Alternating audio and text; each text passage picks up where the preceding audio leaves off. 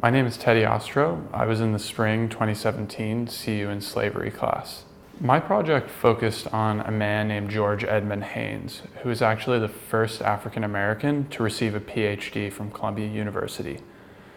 What I found in my research is not only was he the first African American to get a PhD from Columbia, but he also founded one of the oldest and largest community-based civil rights organizations in the United States, advocating on behalf of African Americans and against racial discrimination, which is the National Urban League.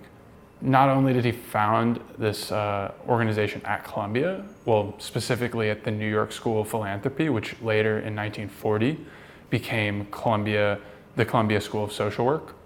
Starting around like 1910, 1911, he actually started a fellowship program through the organization, training African American students in social work, which was the first initiative of its kind. Initially, I wanted to do something surrounding the prison lease systems, seeing if Columbia had any sort of ties to that issue. However, I couldn't find anything. So I started looking up things like Black Harlem, Columbia, just very basic searches, because I noticed that the RBML search list, you can't put in a whole sentence. So I did some very basic searches, and I eventually came across George Edmund Haynes. So I found that he was the first African American to receive a PhD from the university. So there were already right off the bat 2 separate RBML boxes that I could order.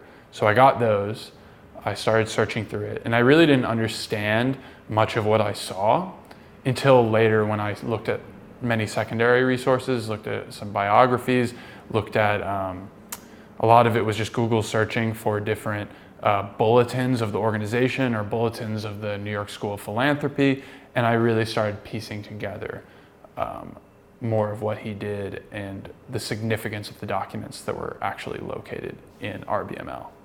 I was very interested in this topic because the National Urban League still remains to be an incredibly important organization in this country. I always read The State of Black America, which stems from George Edmund Haynes' clear initiative since the beginning, which was to use sociological research to base philanthropic or just in general social activism and change in sociological research. So when I heard he was the first PhD from Columbia, and when I heard he was the founder of the National Urban League, one of the founders, I thought this is an amazing topic, which I was very surprised I had never heard about before. What stood out to me was just how much Haynes's initiative was actually based in Columbia and the New York School of Philanthropy, so, from 1910 all the way to 1912, and how much he took his personal experience and his personal education in the New York School of Philanthropy, because he also was the first African American graduate of that school, which was one of the first new philanthropy schools and social organizations that meant grounding philanthropic work in sociological research.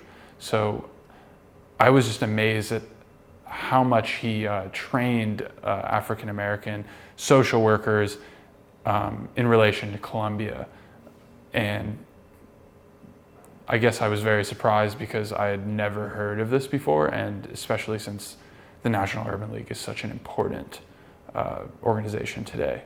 I think it's really important that Columbia students and people in general understand the significance of George Edmund Haynes in this institution, and as just a human being working for a greater good, especially in the African American community in the United States. He had some problems, and I don't really cover that in my research. I brush by it, I talk about it a little bit. It's not the center of my research. However, this man really set the stage for sociology, along with W.E.B. Du Bois, as well as just social activism and social organization in this country.